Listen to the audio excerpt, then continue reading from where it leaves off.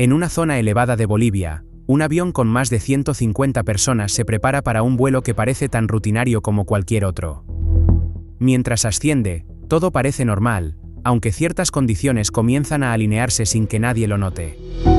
En pocos minutos, la aparente calma dará paso a un desafío extremo que quedará marcado como uno de los aterrizajes más impresionantes que la aviación haya presenciado. ¿Qué sucedió? Esto es lo que sabemos.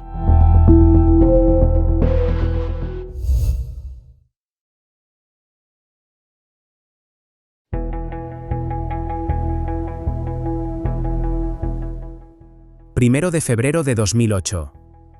Nuestra historia de hoy comienza en el Aeropuerto Internacional de El Alto, en Bolivia, un lugar único en el mundo por su altitud extrema. A 4.000 metros sobre el nivel del mar, cada despegue exige cálculos precisos, motores al límite y pilotos experimentados. Entre la actividad constante de la tarde, un Boeing 727-200 de Lloyd Aéreo Boliviano se prepara para salir hacia el norte del país en un vuelo que, en apariencia, debería ser sencillo. La aeronave es un Boeing 727-200, matrícula Charlie Papa 2429, construido en 1980 y que carga sobre sí una larga vida operativa. En sus primeros años voló para Avianca en Colombia, y con el tiempo pasa por distintas compañías de carga y charter en Estados Unidos y Brasil antes de llegar a Bolivia. Aunque acumula 28 años de servicio, ha recibido un mantenimiento mayor entre 2006 y 2007 en Lima, lo que le permite seguir volando en condiciones aceptables. Aún así, el avión es prácticamente irreemplazable porque es uno de los dos únicos aviones operativos que le quedan a Lloyd Aéreo Boliviano, una aerolínea que alguna vez fue símbolo nacional y que ahora atraviesa la crisis más profunda de su historia. Lloyd Aéreo Boliviano, conocida también como LAB, y fundada en 1925, fue durante décadas uno de los grandes emblemas de la aviación sudamericana. Sus aviones conectaron regiones aisladas, impulsaron la economía y acompañaron a generaciones completas de bolivianos en sus viajes. Sin embargo, para 2008 la empresa era apenas una sombra de lo que alguna vez había sido.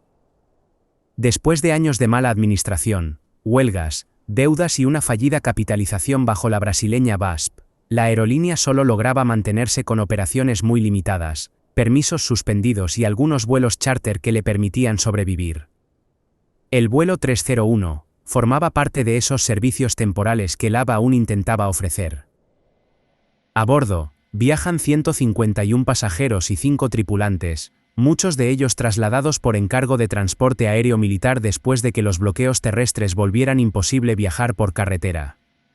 La tripulación está encabezada por el capitán Roberto Lobo Gómez, un piloto con 29 años de experiencia en LAB y ampliamente reconocido dentro de la empresa.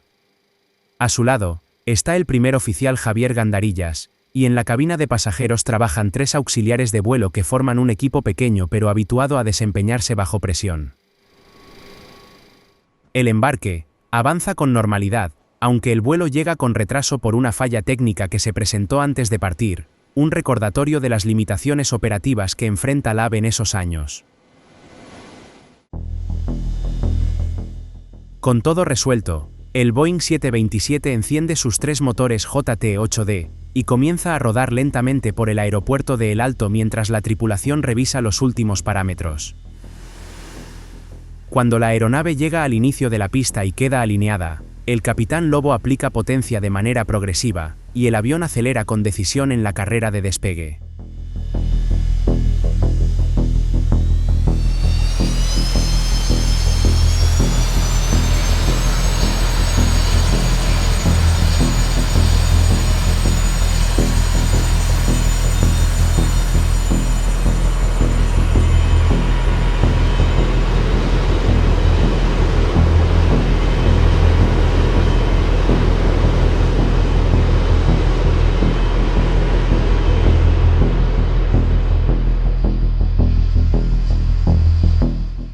A los pocos segundos, se desprende del suelo, asciende con esfuerzo y dejan atrás la paz. El ascenso se desarrolla sin sobresaltos y todo parece transcurrir con normalidad. En la cabina de mando, los pilotos revisan el combustible, la meteorología y los puntos del plan de vuelo mientras supervisan el rendimiento del avión. Aunque parte del combustible ya se ha consumido durante la salida de La Paz, las cifras siguen siendo aceptables para llegar a Cobija sin inconvenientes. Pero, a medida que la aeronave se acerca a su destino, los mensajes que llegan desde Cobija se vuelven cada vez menos alentadores, ya que una tormenta cubre la región con fuertes precipitaciones y una visibilidad prácticamente nula.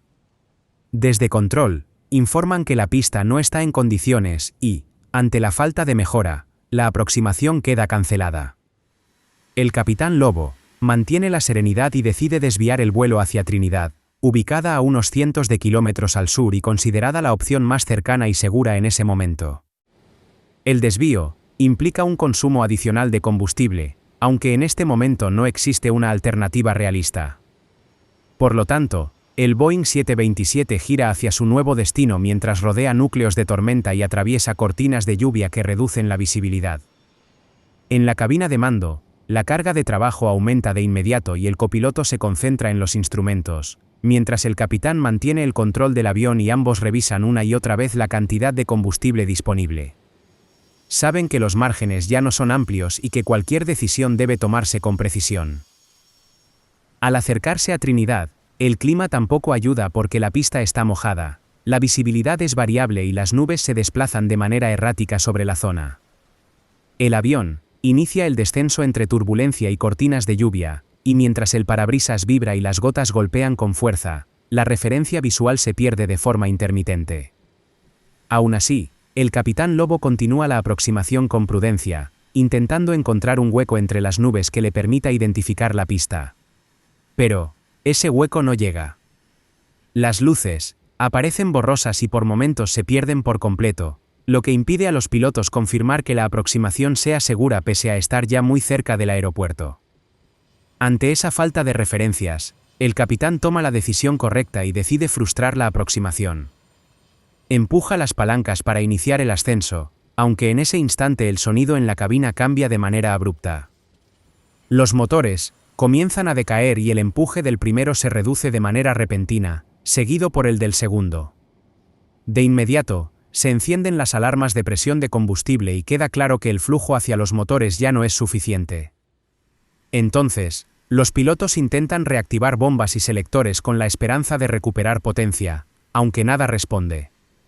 En cuestión de segundos, los tres motores se quedan sin fuerza. El Boeing 727 queda en silencio absoluto, convertido en un planeador pesado sobre la selva. El capitán Lobo mantiene el control con precisión mientras ajusta la actitud, corrige el alabeo y busca desesperadamente algún punto despejado. Debajo de ellos, solo se extiende una mezcla de vegetación densa, agua oscura y terreno irregular, sin una pista, sin un claro y sin ninguna opción convencional de aterrizaje. Sin embargo, entre sombras y reflejos, el capitán alcanza a distinguir una franja más lisa que contrasta con el entorno, y reconoce el pantano de la Laguna Suárez. No es ideal ni seguro, aunque es la única superficie lo bastante plana como para intentar salvar vidas. Con los motores apagados y sin posibilidad de un nuevo intento, el capitán decide que ese será el lugar. Por eso, mantiene el tren de aterrizaje retraído para evitar que se hunda en el barro mientras el copiloto canta altitudes y el avión desciende con rapidez. A baja altura, el Boeing 727 roza la vegetación y luego impacta contra el pantano.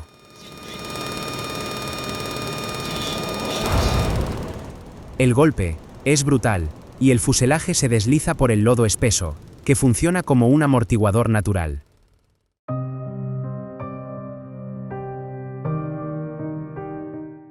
Al detenerse, la aeronave queda atrapada en el pantano, inmóvil y envuelta en un silencio que contrasta con el caos de los segundos anteriores. En cuestión de segundos, los auxiliares de vuelo reaccionaron y comenzaron a guiar a los pasajeros hacia las salidas. Muchos descendieron por las alas y otros saltaron directamente al barro, aunque la tripulación mantuvo la calma y logró evacuar a cada persona sin perder el control de la situación. Cuando finalmente los contabilizaron a todos, el resultado parecía imposible de creer. Las 156 personas a bordo habían sobrevivido. En medio de un pantano, sin motores, sin pista y sin margen de error, un Boeing 727 había protagonizado uno de los aterrizajes de emergencia más impresionantes en la historia de la aviación. La investigación oficial confirmó que el vuelo 301 del AP no cayó por una falla mecánica ni por un problema estructural, sino por algo mucho más básico, ya que el combustible se agotó antes de llegar a Trinidad. Según la Dirección General de Aeronáutica Civil, el avión despegó de La Paz con suficiente combustible para un vuelo normal, aunque sin la reserva adicional obligatoria que debe cubrir la ruta al destino, el aeropuerto alterno y 45 minutos extra de seguridad. Esa falta de margen dejó a la tripulación sin espacio para enfrentar imprevistos. Cuando el mal tiempo cerró cobija y obligó a frustrar varios intentos de aproximación, el consumo aumentó mucho más rápido de lo previsto.